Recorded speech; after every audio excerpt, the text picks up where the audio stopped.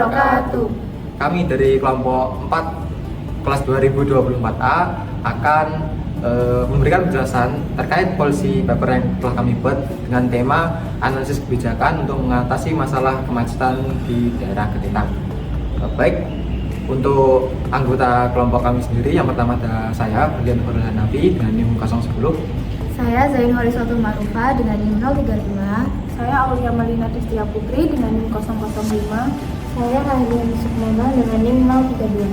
Selamat menonton.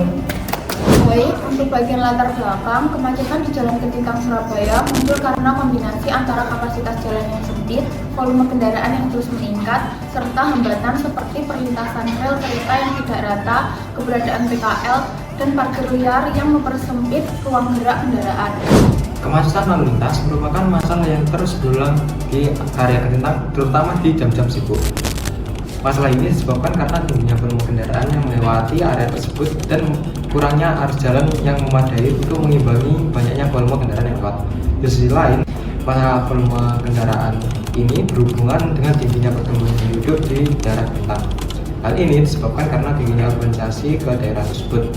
Tingkat pertumbuhan yang tinggi ini salah satu faktor penyebabnya karena di daerah Ketintang terdapat dua kampus besar, yaitu Universitas Negeri Surabaya dan Telkom University. Karena adanya dua kampus tersebut membuat area Ketintang menjadi lokasi yang strategis untuk lokasi hunian mahasiswa merantau, sehingga turut berdampak pada kenaikan volume kendaraan di daerah Ketintang.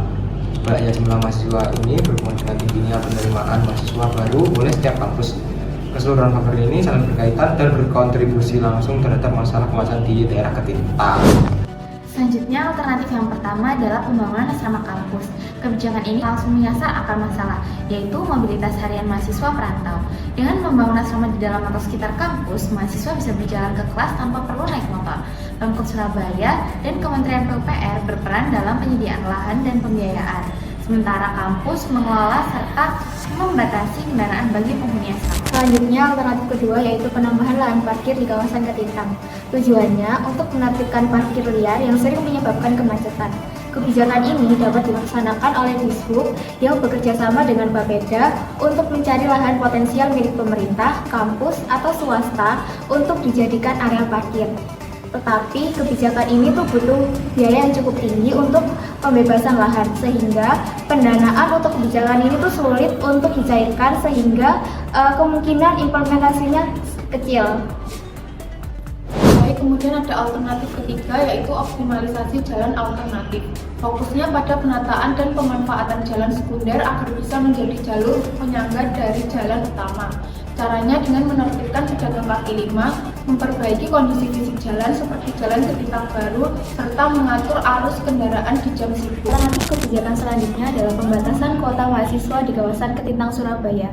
Kebijakan ini diterapkan untuk mengendalikan pertumbuhan jumlah mahasiswa agar tidak menambah volume kendaraan di sekitar kampus. Dengan menekan jumlah mahasiswa baru, mobilitas harian dan potensi kemacetan terutama pada jam-jam sibuk diharapkan berkurang. Karena meningkatnya mahasiswa biasanya sejalan dengan meningkatnya penggunaan kendaraan pribadi. Selanjutnya, kebijakan status quo adalah feeder railway, transportasi umum kecil yang sudah dijalankan Pemkot Surabaya sejak tahun 2023. Feeder ini membantu masyarakat menjangkau kawasan kampus dan pusat aktivitas lain tanpa harus membawa kendaraan pribadi.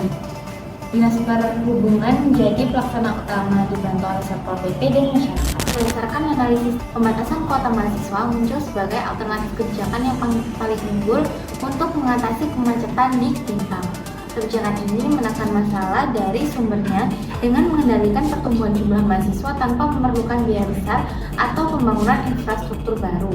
Selain mudah diterapkan secara administratif dan minim konflik, pembatasan kuota juga tetap adil melalui seleksi yang transparan serta mampu meningkatkan kualitas layanan pendidikan karena disesuaikan dengan kapasitas kampus. Sekian penjelasan dari kami. Jika ada kurang lebihnya kami mohon maaf. Ya, wassalamualaikum warahmatullahi wabarakatuh.